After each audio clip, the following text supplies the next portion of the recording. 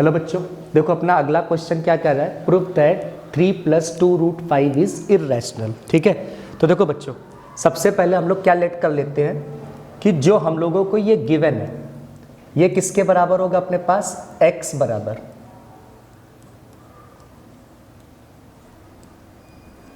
Okay, अब देखो इसमें क्या करते हैं, सबसे पहले हम लोग x अपना कौन सा फॉर्म में हो जाएगा तुम्हारे सामने, रैशनल फॉर्म में। ठीक है, तो सबसे पहले हम लोग क्या करते हैं, √5 की वैल्यू निकालते हैं। तो 3 को इधर शिफ्ट कर दे, कितना हो जाएगा अपने पास, 2√5। अब 2 को अगर नीचे भेजे तो ये क्या हो जाएगा अपने पास, x - 3 अपॉन में 2 √5। अब ये कौन सा फॉर्म है अपने सामने, क्या इंप्लाइज कर रहा है हमारे सामने, ये रैशनल। अब देखो, अगर बच्चों ये रैशनल है तो हम लोग को क्या लिख सकते हैं कि जो अपना √5 होगा, थोड़ी देर के लिए मान लेते हैं, एज्यूम करते हैं इसको। ठीक है, अगर हम लोग इसको एज्यूम करें कि √5 कैसा है हमारे पास, रैशनल, तो ये किस शक्ल में दिखेगा हम लोगों को, a/b फॉर्म में। अब इतना तो तुम्हें याद ही होगा कि जो a और b होते हैं इनका जो HCF होगा, HCF ऑफ a और b, ये किसके बराबर चलेगा अपने पास, 1 के बराबर, राइट। अब अगर ये तुम्हारे पास 1 के बराबर चलेगा तो ये चीज हो जाएगी तुम्हारे पास। ठीक है, अब देखो दोनों साइड का हम लोग क्या कर सकते हैं, स्क्वायर। अब अगर इसको मल्टीप्लाई करें तो हमारे पास कितना आ जाएगा, a² बराबर 5b², राइट।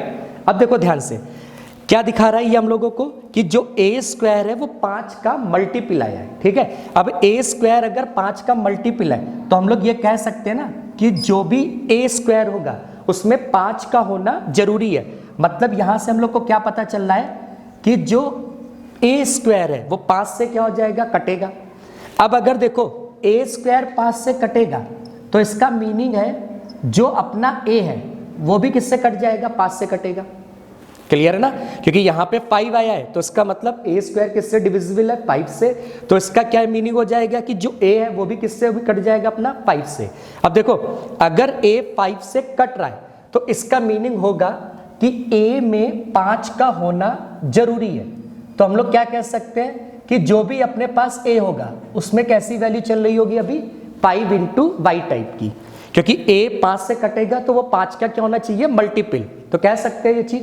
अब ये a की वैल्यू हम लोग यहां रख देते हैं कि वापस देखो, जैसे ही तुम a की वैल्यू यहां रखोगे तो कितना आ जाएगा अपने पास, 25y²। ठीक है, यहां पे कितना हो जाएगा अपने पास, 5b²।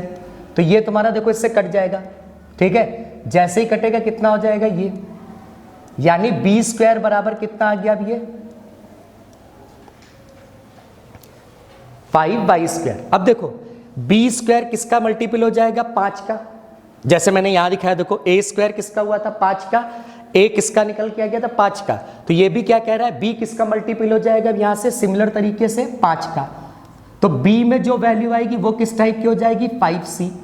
अब देखो ध्यान से, b और a दोनों में 5 कॉमन दिख रहा है। ठीक है, यानी जो हमारे पास HCF होगा वो अब कम से कम कितना हो जाएगा, 5।